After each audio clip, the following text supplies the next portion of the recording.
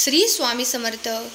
प्रेमळ भक्तांनो, जर मनामध्ये श्रद्धा असेल तर देव कुठल्याही क्षणी दर्शन देतील. जर मनामध्ये देवाच्याबद्दल विश्वास असेल तर आपल्या मनात जे घडत आहे ते देवाला समजेल. बाळांनो, देव आपल्या खूप जवळ आहे. फक्त थोडासा धीर धरा.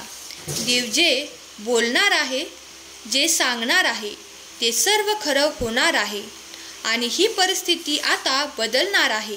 तुम्हाला वाटतं ना की देव तुमची प्रार्थना ऐकत नाही, तर बाळांनो, असं होत नाही. देव तुमची प्रत्येक प्रार्थना ऐकतात. फक्त प्रार्थना करताना मनामध्ये विश्वास असू द्या. जर तुम्ही आपल्या या भक्तिमय चॅनलवर नवीन असाल तर लगेच चॅनलला सबस्क्राईब करा आणि असेच संदेश दररोज ऐकण्यासाठी संदेश शेवटपर्यंत ऐका. बाळांनो, जीवनाच्या घडामोडी घडतात त्याचं ज्ञान आपल्याला या संदेशातून मिळत असतं. ज्यांचा विश्वास आहे त्यांनी हा संदेश शेवटपर्यंत जरूर ऐका. जे कोणी सांगत नाही, जे कोणी आपल्याला शिकवत नाही, ते फक्त भगवंत शिकवत असतात. जेव्हा सर्वजण आपल्याकडे पाठ फिरवतात त्यावेळेस आपल्याला फक्त देवाचे नाव आठवतं. ज्यावेळेस आपण एकटे पडतो त्यावेळेस आपल्याला कोणी सहारा देण्यासाठी येत नाही, तेव्हा येतात ते फक्त परमेश्वर असतात. म्हणून परमेश्वराकडे चुकूनही दुर्लक्ष करू नका.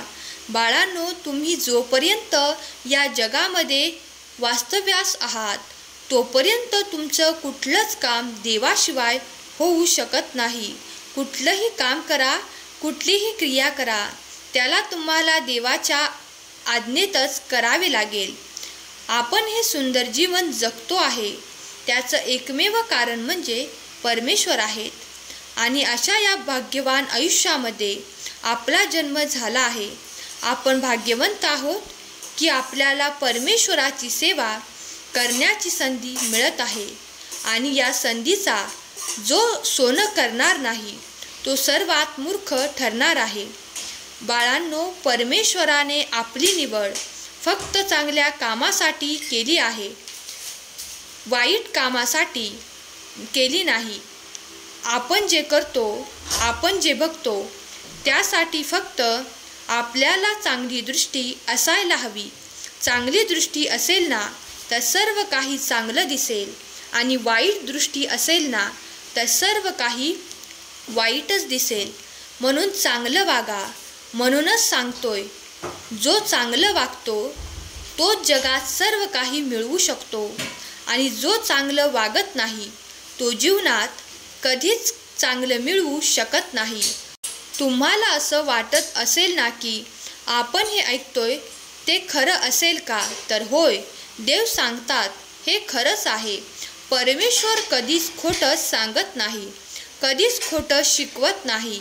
जीवनात फक्त परमेश्वर एकच गोष्ट सांगतात, सत्य बोला, सत्याच्या मार्गाने चाला, चांगले कर्म करा आणि जो हे नियम पाळतो त्याला जीवनात कधीच कोणाचे पाय धरण्याची वेळ येत नाही. हे सर्व लोक एवढे मोठे का होतात याच्याकडे लक्ष्मी माता का धावते?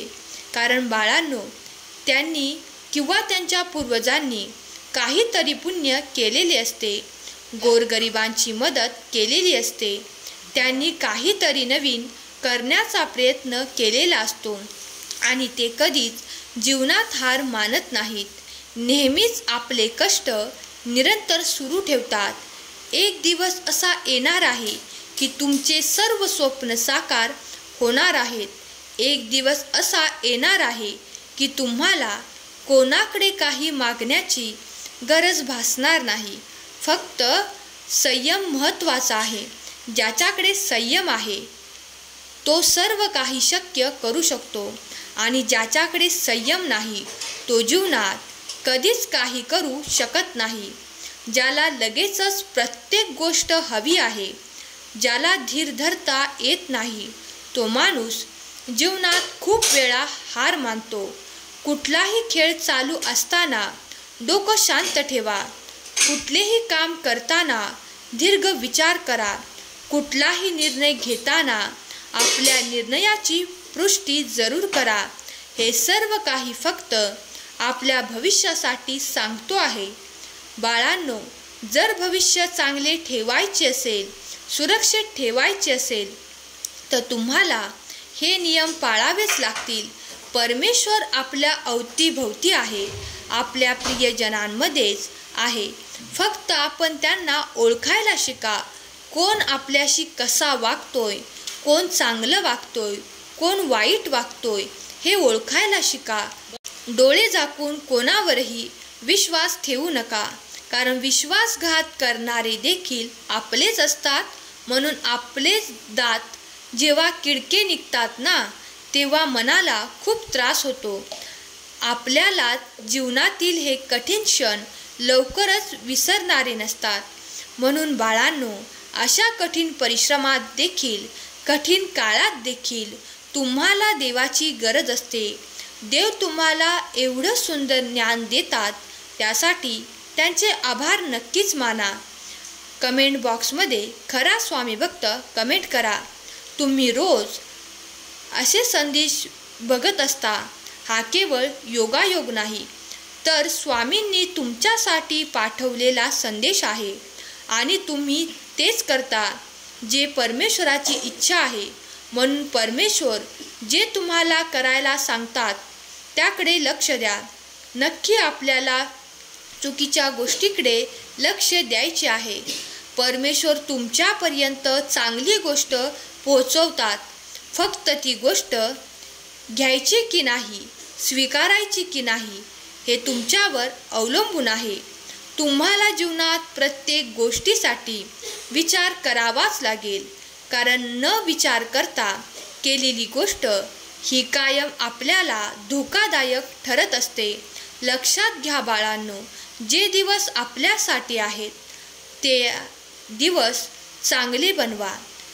आपोआप सर्व काही चांगले होणार आहे. त्यासाठी आपल्याला कष्ट करावेच लागतील आणि कष्टाशिवाय कुठलीच गोष्ट होत नाही. कष्ट करणं, प्रयत्न करणं, हार न मानणं हे तरी आपल्या हातात आहे. एवढं तरी आपण नक्की करू शकतो. बाकी सर्व काही देवाच्या हातात जरूर आहे, पण आपल्या हातात जे आहे ते आपण करणं आपलं कर्तव्य आहे.